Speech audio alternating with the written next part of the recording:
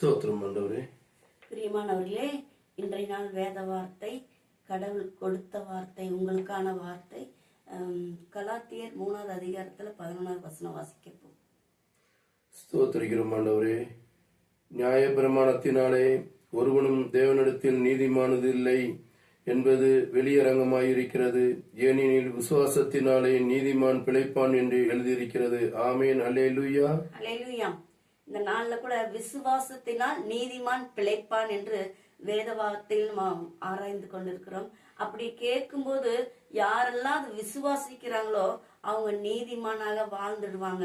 ஏன்னா அவங்க என்னன்னா அவங்க ஆவியானவர் எப்போதுமே நம்மளோட இருப்பார். அந்த விசுவாசம் இருக்கும்போதுதான் ஆவியானவர் வல்லமையாய் கொண்டு அனுதினமும் வெற்றி வாழ்க்கை வாழ கிறிஸ்துவரில் ஒவ்வொரு நாளும் வெற்றி சேர்க்கிறார். ஆமென். அல்லேலூயா.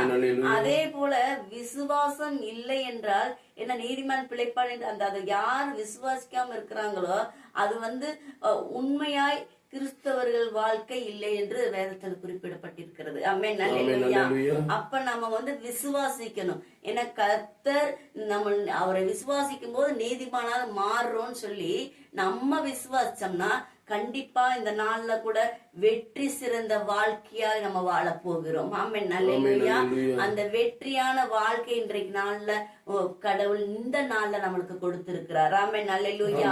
ஒவ்வொரு நாளும் நம்ம விசுவாசிப்போம். அந்த வெற்றி வாழ்க்கை வாழ்வதற்காக விசுவாசிப்போம். அப்பனா நம்ம இதெல்லாம் சொல்றதெல்லாம் சும்மா சொல்றாங்க அப்படின்னு நினைச்சோம்னா அப்போ நம்ம அந்த விசுவாசம் நம்மகிட்ட இல்லைன்னா கடவுள் நமக்குள்ள இல்ல. ஆமென். அல்லேலூயா. அப்போ விசுவாசிக்கும் போது ஆவியானவர் வல்லமையாய் கொண்டு அனுதினமும் வெற்றி சிறக்கிறார். ஆமென். அல்லேலூயா.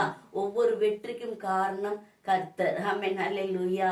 இதை நம்ம விசுவாசிப்போம். இந்த நாள்ல கூட நம்மளுக்கு வெற்றியான வாழ்க்கையை கொடுத்திருக்கிறார். ஆமென். அல்லேலூயா. இந்த வார்த்தை ஒவ்வொருவரும் தானிங்க. கண்டிப்பா இந்த நாள்ல எந்த காரியத்தை நீங்க எடுத்தாலும் வெற்றி நிச்சயமே, ஜெயம் உங்களுக்கு. ஆமென். அல்லேலூயா. கேட்ட வார்த்தைக்கு அனைவருக்கும் ஸ்தோத்திரம்.